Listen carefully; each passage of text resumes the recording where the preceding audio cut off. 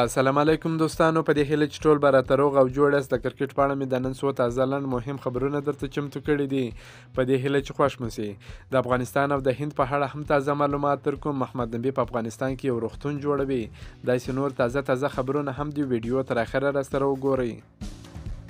سعودي عربستان د خپل راتلونکي کرکټ لیګ لپاره 10 افغانان هم په دنده ګماري.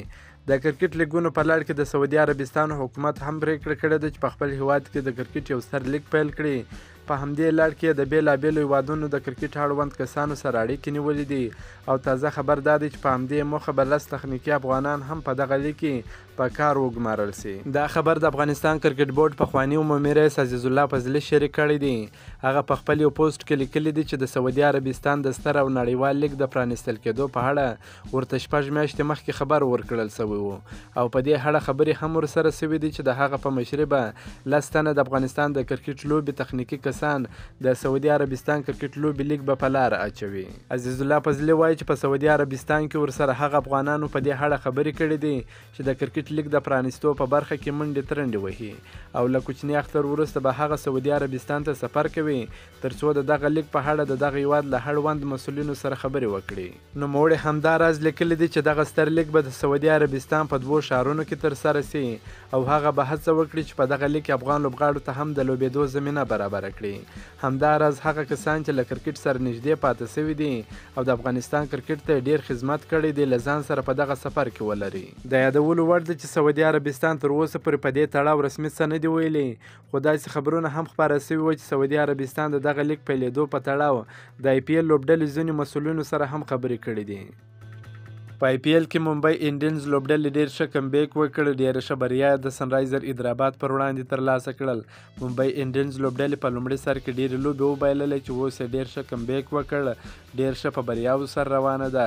سنرایزر حیدرآباد لوبډلې بیا نن په ضلحق فاروقي ته چانس هم نه ورکړی چې لوبه یې وبایلل. ممبئی انډینز لوبډلې لومړی بیټینګ ترسره کړ. په ټاکل شوو 6 اورونو کې د 15 لوبغاړو په سوځېدو سره 192 منډې جوړې کړې چې کیمرون ګرین ډېره ښایسته لوبه ترسره کړه.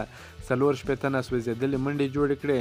حیدرآباد لوبډلې ته بیا مارکو جانسن 2 وکټې ترلاسه کړې. سنرایزر حیدرآباد لوبډلې د 192 منډو هدف په تعقیب کې د لوبې پر 19.15 اورونو کې د ټولو لوبغاړو په سوځېدو سره یوازې 128 منډې جوړې کړې. په 14 منډو یې دغه لوبه وبایلل. تازه راپورونه دا دي چې ښایي هند په جون میاشت کې د ټیسټ اتلولۍ له پایلوبې وروسته له افغانستان سره 500 ورځې لوبې ترسره کړي. د کرکټ نړیوالې شورا د مهالویش له مخې افغانستان کرکټ ملي لوبډلې د نړیوال جام سوپر لیګ سیالۍ په لړ کې له هند سره لوبې لري چې اوس یې احتمالي نیټه په ډاګه سوه. یو شمېر هندۍ رسنۍ دا راپور ورکوي چې هند کرکټ ملي لوبډله به په جون میاشت کې د نړیوالو ټیسټ سیالیو له پایلوبې وروسته له افغانستان سره 500 ورځې لوبې ترسره کړي، خو تر اوسه پورې په دې تړاو رسمي خبر نسته. همدغه راز سږ کال به د اسیا جام او نړیوال جام په څیر ستر ټورنمنټونه ترسره سي چې دا د افغانستان کرکټ ملي لوبډلې لپاره ښه زیری دی. خو ورسره څنګ کې افغان لوبډله درې نورې لوبلړۍ هم لري. د افغانستان کرکټ ملي لوبډلې لوبډلمشر راشد خان څه موده وړاندې په یوه مرکه کې ویلي وه چې افغانستان کرکټ ملي لوبډله به په روان کال کې د بنګلادیش، پاکستان او ویسټ انډیز لوبډلو سره لوبې ولري، خو چې دا لوبې به کله ترسره کیږي په اړه معلومات نشته. څه موده وړاندې پاکستان کرکټ بورډ خپل کلنی مهالویش خپور کړ چې په هغه کې د افغانستان سره 500 ورځې لوبې هم مهالویش سوي وي چې دغه لوبې به په اګست کې ترسره سي. محمد نبي ساحل داسې کار وکړ چې د ټولو افغانانو زړونه یې وګټل. محمد نبي په افغانستان کې د سرطان ناروغۍ درملنې روغتون جوړوي.